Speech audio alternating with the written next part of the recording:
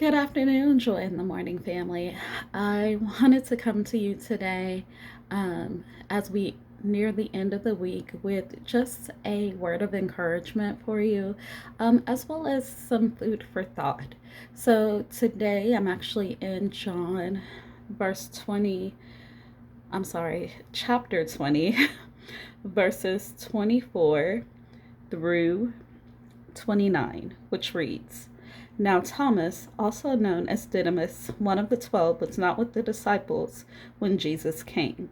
So the other disciples told him, We have seen the Lord. But he said to them, Unless I see the nail marks in his hands, and put my finger where the nails were, and put my hand into his side, I will not believe. A week later, his disciples were in the house again, and Thomas was with them. Though the doors were locked, Jesus came and stood among them and said, Peace be with you. Then he said to Thomas, Put your finger here. See my hands. Reach out your hand and put it into my side. Stop doubting and believe. Thomas said to him, My Lord and my God.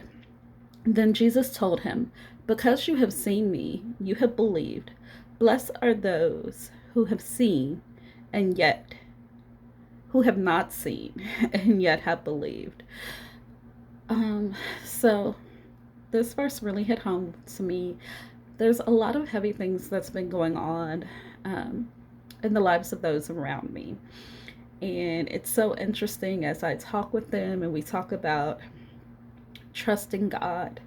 And sometimes, as we see with Thomas, it can seem difficult to do.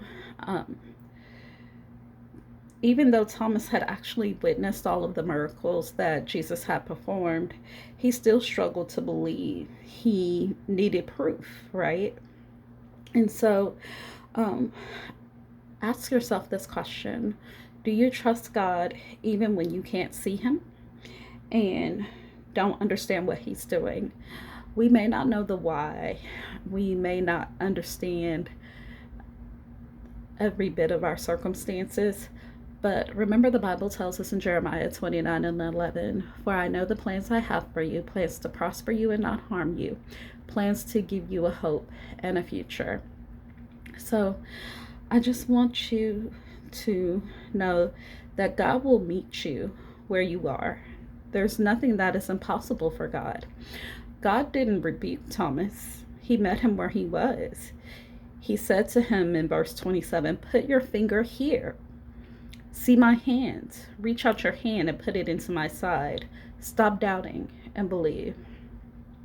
The other verse that this reminds me of is where the father was trying to bring his son to be healed. And he said, Lord, I believe, but help my unbelief. And so I just want you to ask yourself today, are you a Thomas? And if so, I want to remind you that even in the midst of your doubts, even in the midst of your anxiety, God will meet you where you are. And so it's okay if we have our Thomas moments. The biggest thing is that we get back in our word and we understand what thus says the Lord. All right. I hope you guys have a blessed day, and I'll see you the next time. Bye.